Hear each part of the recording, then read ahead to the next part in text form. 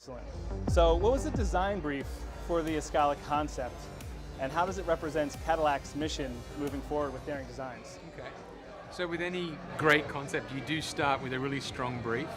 And the idea that we had was one of simplicity, in that it was about design a car that you would love yourself to drive. We added a little complexity to it by saying it should also be a car that you can be chauffeur driven in. So for the designers, it was intriguing. I want a car that I can drive, but that I can also be driven in.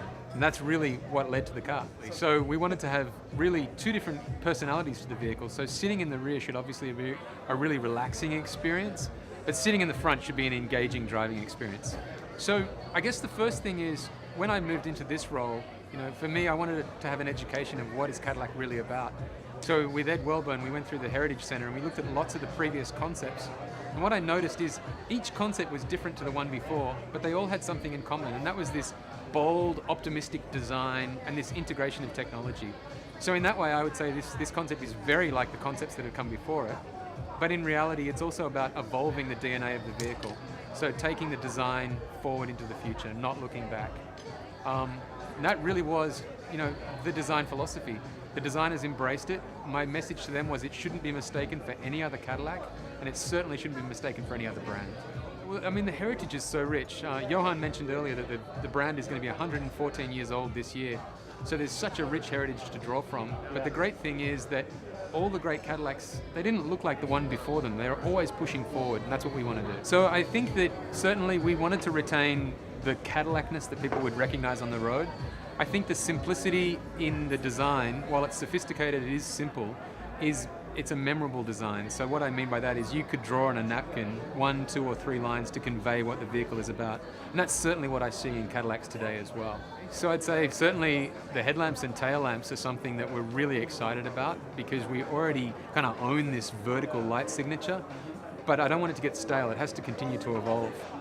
So I'd say the sinister front end of the Escala is something that you'll see, or certainly it will influence future products going forward. And the rear end as well. It's not just a simple vertical lamp anymore. There's a whole lot of detail to it. And again, I want to make sure that influences future products. So I guess there's a couple of features I really like, but if I had to pick one, the rotary controller in the center of the vehicle is really a beautiful piece of jewelry. And we wanted it to be something that was really celebrated. The whole interior is almost swirling around this rotary controller. It has layer upon layers of detail. It was inspired by something that I'm quite fond of, which is vintage watches, but it's also inspired by vintage Cadillacs. And in particular, you'll see floating in the center is a reinterpretation of the classic goddess that Cadillac had through the 30s and 40s. Yeah. Yes. That's beautiful. Excellent. So, this is a good one right here. How long did it take to design this car? What was the process like? So, I'll answer it in reverse order. I'm completely exhausted. The process is insane.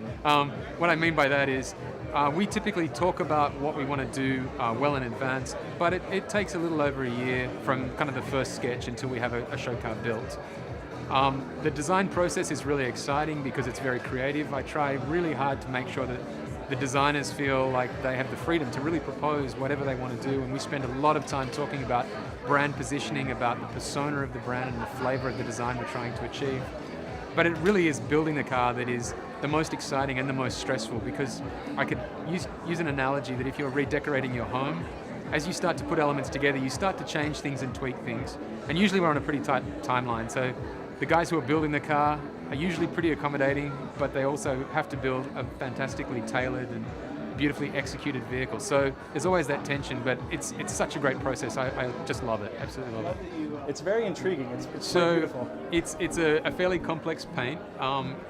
It's hard to describe, but it's about 9 different layers. The last layer is a fairly inky tinted black layer to really give it a lot of drop off. But it was, again, we had talked about the inspiration of the goddess. So the name of the paint is Gaia, inspired by that goddess.